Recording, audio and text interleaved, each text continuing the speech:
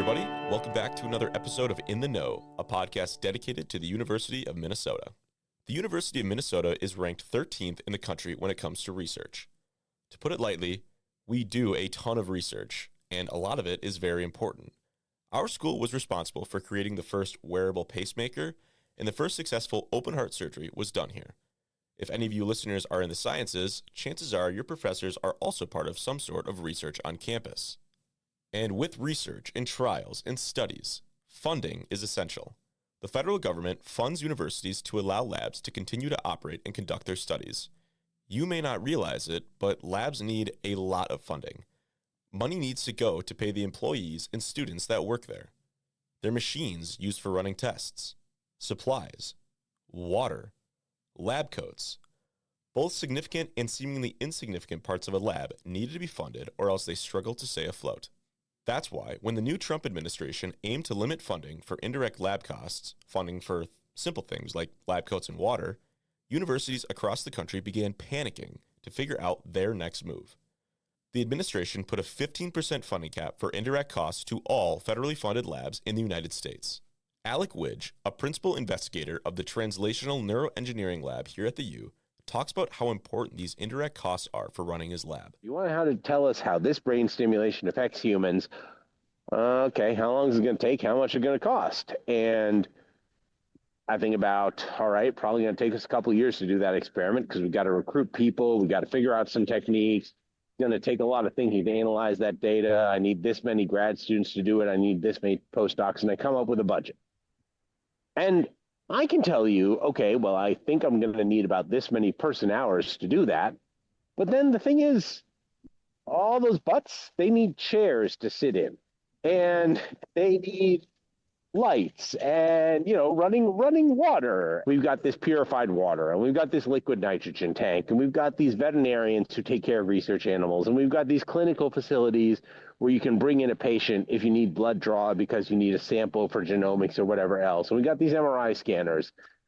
Okay, so what we're going to do is we're going to total up all of that stuff that we just keep around because it's important infrastructure that lets people do science, and all of that stuff. The Translational Neuroengineering Lab that Widge runs, or TNE, uses engineering to better understand brain processes and creates ways to change them.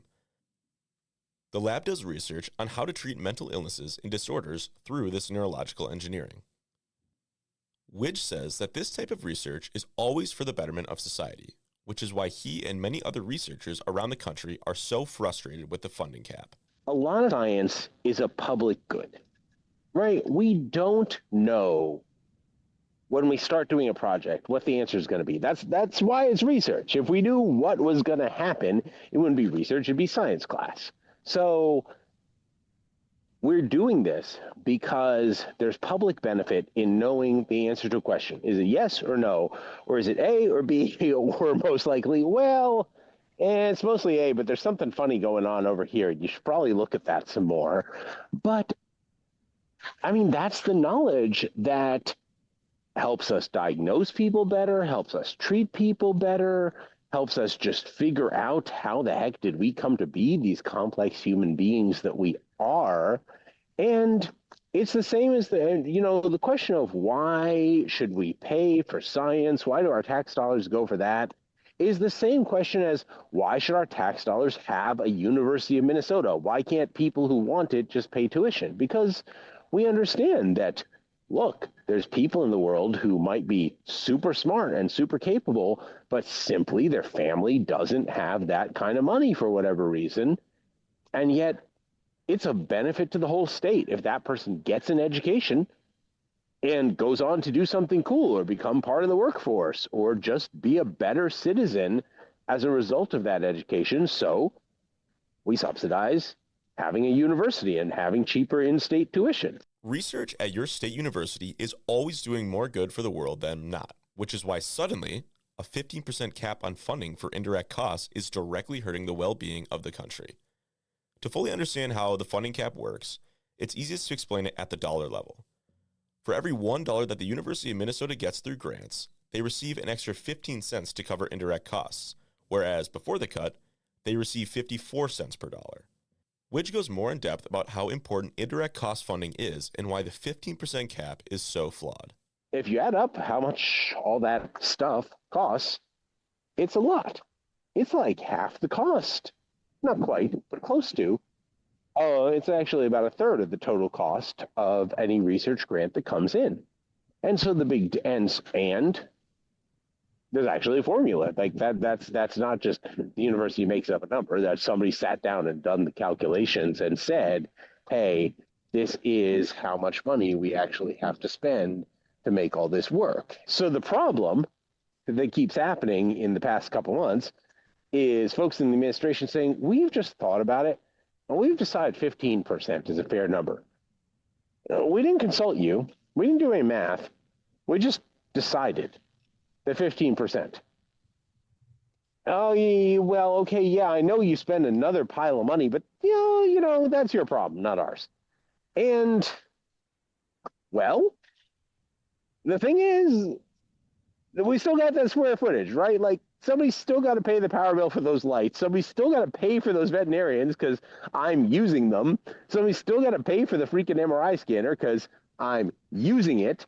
So if we built that stuff based on a federal commitment and a negotiation and a contract we signed with them, and they suddenly yank it, well, it's the same like if anybody else promised to pay you a certain amount and then suddenly said, yeah, I changed my mind, bro. I just don't feel like it. That's too expensive. Widge says that the reason the new administration chose the number 15 for the cap was because private grants often cap their indirect cost funding at 15%. The difference is that private grants only add up to about a couple $1 million in total. The families that give these private grants want their money to go toward paying a grad student salary or a smaller, less expensive project rather than simply indirect costs. In 2023, the federal government gave over $600 million to the University of Minnesota for lab funding. Because the cost cap has been in effect since February 10th, labs have had to make adjustments in how they operate. Widge talks about the two possible options that the U of M has to keep its labs alive. I mean, what will happen is simple. We won't be able to afford the things we use to do research unless we do one of two things. One, jack up tuition on you kids and then sort of fund research on your backs. And that doesn't seem particularly fair given how many students have to take out loans and how ridiculous student debt is. So I can't say as I favor that solution. Or B, what we start doing is every time a faculty member uses any kind of university resource for anything, we charge them an extra fee. So the university starts charging me rent on my lab space and starts charging me my electric bill every month and starts charging me a vet bill every month, in which case we'd be right back to exactly what the indirect cost calculation was supposed to prevent. So either we spend a lot less money on actual research, or we make life miserable for somebody else in the university. That's kind of our only two options if the indirect costs go away. The bottom line is that our labs are spending so much less on the actual research part compared to what we did previously. Not only has the government cut funding for universities drastically, it has also rescinded millions of dollars in previously awarded grants. The grants terminated affect research in DEI, transgender issues, and in the U's case, vaccine hesitancy. Yeah, so this is my junior colleague, Michael Bronstein, over in psychiatry. Great guy, right? Dual trained as a computer scientist and psychologist. Like, this is just super smart. And basically what he studies is false or fixed or maladaptive beliefs. He wants to know, why do we believe things that just aren't true, that are actively bad for us, and why do we hold on to those beliefs when faced with absolute evidence to the contrary? So he's got and that matters because this is, of course, conspiracy theories, but this is also things like, why does someone start to believe that the only way to relieve their pain is to die by suicide when help might be available to them if they were willing to sort of bend that rigid worldview a little bit?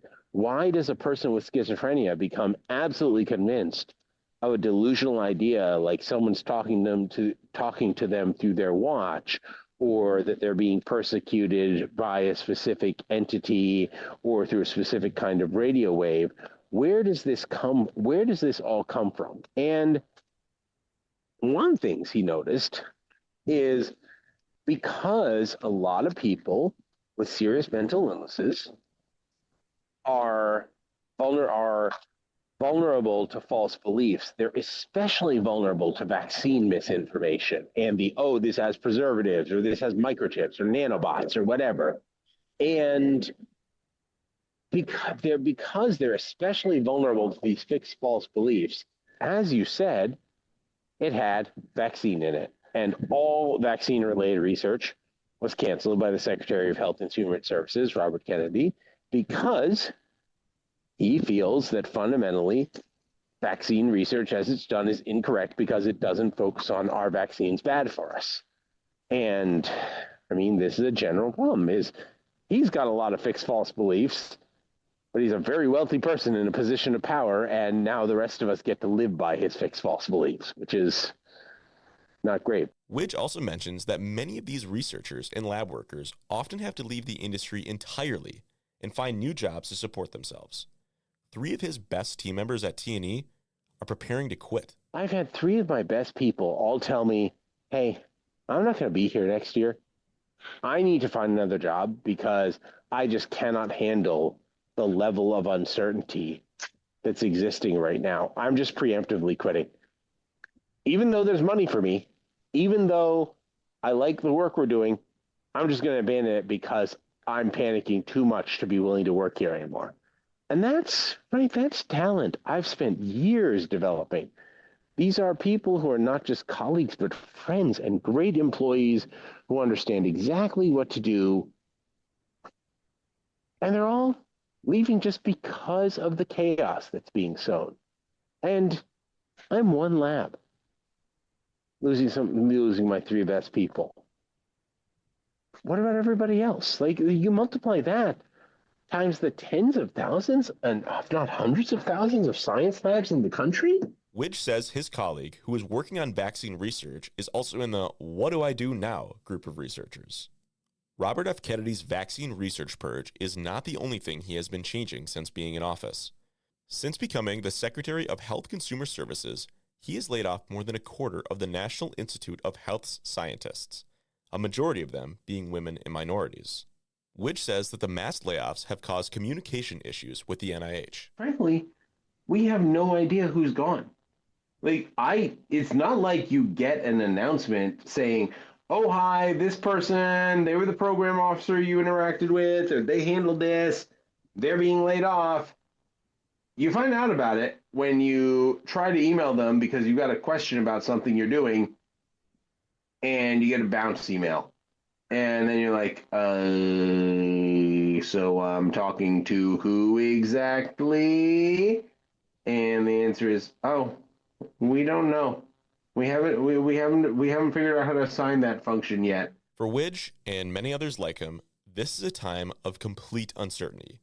However, this time is extremely stressful for incoming and aspiring grad students as well. Thankfully, our university is still admitting. I mean, a lot of places have just shut down admissions entirely and said, well, until we know, we're just not taking anybody this year at all. Good luck. Go somewhere else or stay in your current job. So it cascades. I don't know what's going to happen with any of the grants that I've got pending. And so I've had to tell people who write to me saying, Dr. Widge, can I explore with you the possibility of doing a PhD in your lab? I have to tell them, I'm sorry, but I'm unable to have those conversations with anybody right now because there's so much uncertainty about whether I'd be able to pay you. Any money I'm able to get has to go to paying the people who are already working with me because, they come first. They made a commitment to me. We just have so little. I mean, this is where the unpredictability and just the lack of any knowledge of what we can tell people, what commitments we can make to people, it's a huge problem.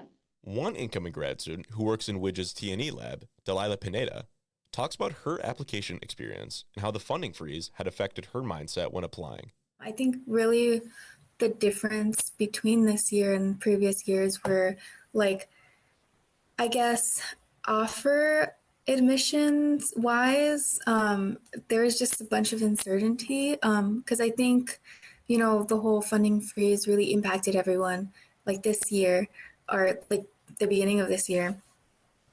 And so, yeah, that's really when it was, at least I saw the most effect because I heard stories of, universities like deferring people or rescinding their offers. And so there was just a lot of, I guess, uncertainty around like offer letters or rejection letters. There's just a lot of uncertainty, I think, is the main like theme in this whole process. Uncertainty really is the word that sums up what is going on right now.